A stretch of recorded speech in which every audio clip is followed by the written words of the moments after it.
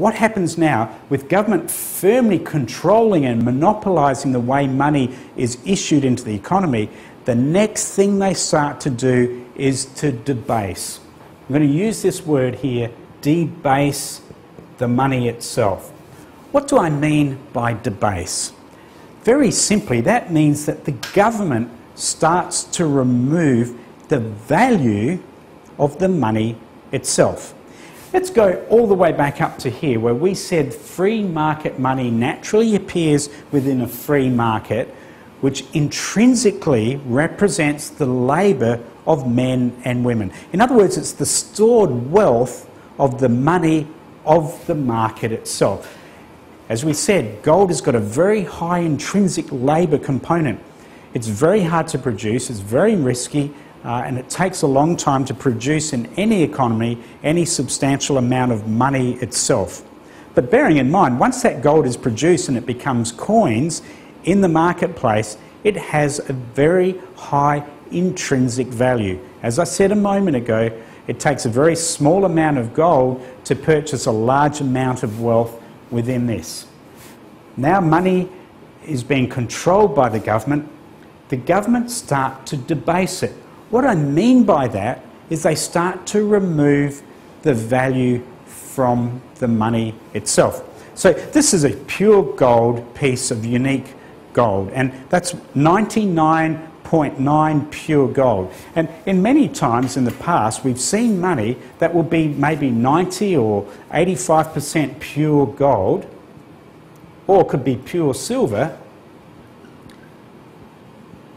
And it's because of the amount of gold contained within that monetary item that truly gives it its value. It's not the appearance of the coin itself, it's not the beautiful artwork of the king or the ruler or the leader of the government. It's not the fact that it's been money for a long time or that coin has been around for a long time that gives it its value. What gives it its pure value is the pure gold and silver contained within the piece of gold itself. But now what we've seen throughout history is that governments start to take these coins that were once 85% pure gold and they start adding cheap metals like tin and zinc and other bits of metal like copper, and so after a period of time the coinage actually becomes maybe 45% pure or maybe even 25% pure. In fact, in the ancient Roman Empire, you'll see that silver coins, the denarii at the time of Jesus, was probably around 75% pure silver in the Roman economy.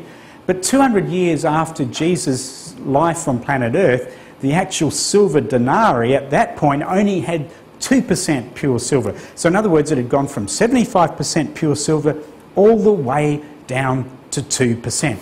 What does this mean? Is that the actual metal value, which is the stored labour of men's past labour and production, is being reduced every single year. This is in fact inflating the amount of coins in the market itself, where we get this thing called inflation. It's very, very easy to draw this scenario.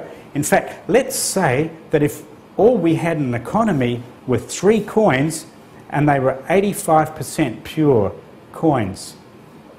The government took those 3 coins out of circulation, added some tin to it, and made them now 45% pure.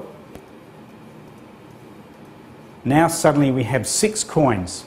The amount of coins that we have in the circulation within the economy are larger, there's more of them, but the actual value has dropped by half. This is a thing called inflation, and this has always happened within this life cycle of money. The government debasement of the money itself. Now for a period of time it's okay. In fact, it's interesting that in many times in past societies and civilizations, inflation, the creation of money that's not backed by labour but in fact producing more money with less intrinsic value behind it, the thing called inflation, in fact, is very, very good for the economy at first. And at first nobody notices, but after a little while, people are starting to observe that the price for everything within this market is going up all the time. Yesterday it took one coin to buy a loaf of bread. Today it takes two. This process of inflation is creeping into the market because the government keeps on issuing coins into the economy. It's the old analogy that we've used many times. The more water you add to paint, the more paint it takes to paint the same wall. When the paint is in its pure form, it will take a lot less of it to paint a wall. But if I keep on adding water and water and water, then that paint becomes very, very thin and very ineffective to do its job, which is to paint the wall. And so it is with money that just keeps on growing, growing and growing. Now the smart viewer out there would be thinking to themselves, well, why does the government even do this debasement of money and inflate the money in the first instance?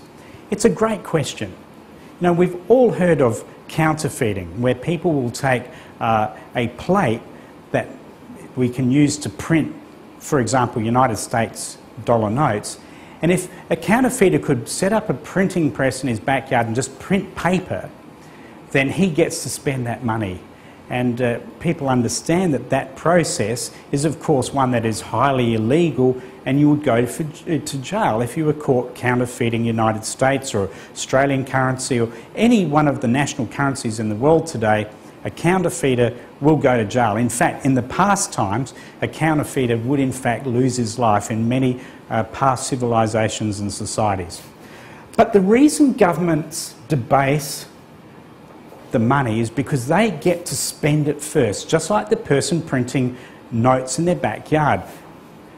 By the king or the government or the ruler or the Caesar, it doesn't matter who it is, by them debasing the money, they're actually producing more money, which gives them the first chance to spend the money within the economy itself. Basically, it's a trick, and it's a trick to be able to spend money that you've not earned through your own hard labour. And of course, one of the things to understand about government is typically they don't produce anything of value in the economy itself or in the market itself. All they're really there to do is to maintain a legal system of law and order within the economy itself. So we've now got a debased currency which has gone all the way down to maybe 0% of anything in terms of pure value. In fact, let's have a look at this example here today. We started off back up here with free market money, and then we end up today with a piece of paper. Now that piece of paper has got $20 written on it, but in fact it's worth about 1/2 cent of paper and ink and manufacturing to make that note. The true intrinsic value of this $20 note is in fact about 1/2 cent, where in the past it was worth the pure gold content of the gold itself. In fact, if you look at any of these notes here, you'll realise that actually the true value, the intrinsic value of the note itself, is only worth 1/2 cent. In this case, it's called $20. In this case, I'm holding here a $100 trillion note, which is produced by the Reserve Bank of Zimbabwe. In other words, the Central Bank of Zimbabwe has printed the same type of paper with a different colour ink, but the same kind of ink, and instead of putting 20 on there, they've put $100 trillion. And that is really a result of just producing far too much money within the economy itself. In fact, this is a lovely note. This is a 1918 Deutsche Mark from the Reich Republic in Germany in the year 1918-1919. That was a $10,000 note. In 1918, 10,000 Reichmarks was worth a lot of money.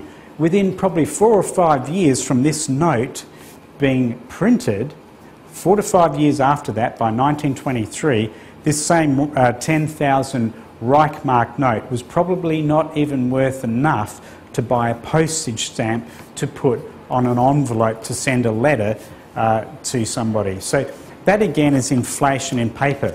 Really, paper is valueless in terms of really truly reflecting any stored value of the production of man or women, or any of the value of the free market itself. So that is the debasement process of money. What happens after that? What is the next step, the sixth step in the life cycle of money itself?